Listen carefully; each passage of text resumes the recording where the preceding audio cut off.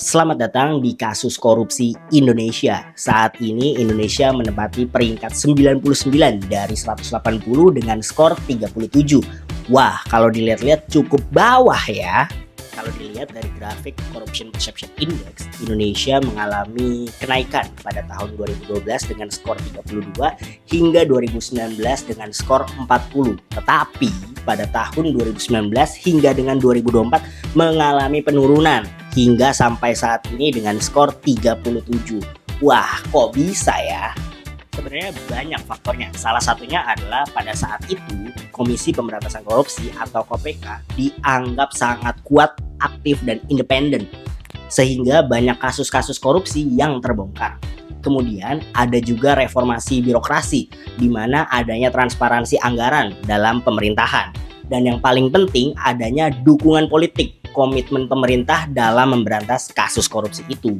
Sedangkan pada tahun 2019 terjadinya revisi Undang-Undang KPK yang dianggap melemahkan KPK itu sendiri. Misalnya seperti penyadapan itu dipersempit, kemudian juga pegawai KPK harus ASN, dan juga adanya Dewan Pengawas KPK yang disetujui dulu oleh Presiden.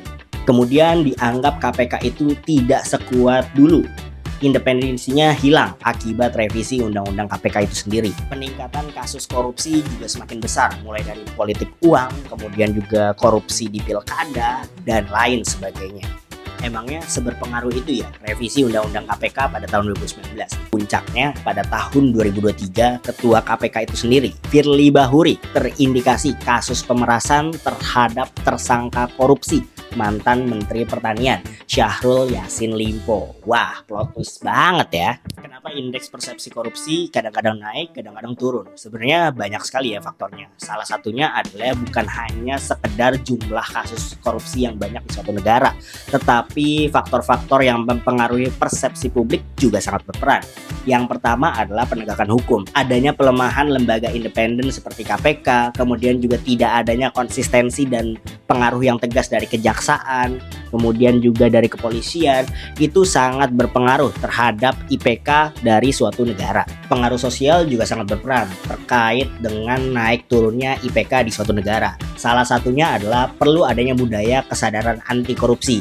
Kemudian perlu adanya partisipasi aktif dari masyarakat untuk mengawasi kebijakan-kebijakan yang ada di dalam pemerintahan. Dukungan politik juga sangat berperan. Komitmen elit-elit politik, pejabat-pejabat publik, hingga presiden akan mempengaruhi terkait kebijakan-kebijakan ke depannya. Apakah akan sebersih itu dan seberani itu dalam memberantas kasus korupsi sehingga IPK dalam suatu negara menjadi lebih baik? Sebenarnya ada loh solusi untuk negara ini terbebas dari praktik-praktik korupsi. Salah satunya adalah pertama, merealisasikan Undang-Undang Perampasan Aset sehingga pejabat publik yang ketahuan melakukan tindak pidana kasus korupsi wajib dimiskinkan sehingga memberikan efek jera kepada pelaku.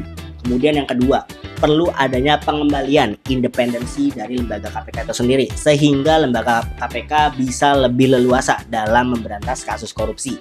Dan yang paling penting adalah yang ketiga, perlu adanya partisipasi aktif masyarakat dalam mengawasi kebijakan-kebijakan pemerintah sehingga kritis terhadap isu-isu korupsi yang ada di negara ini.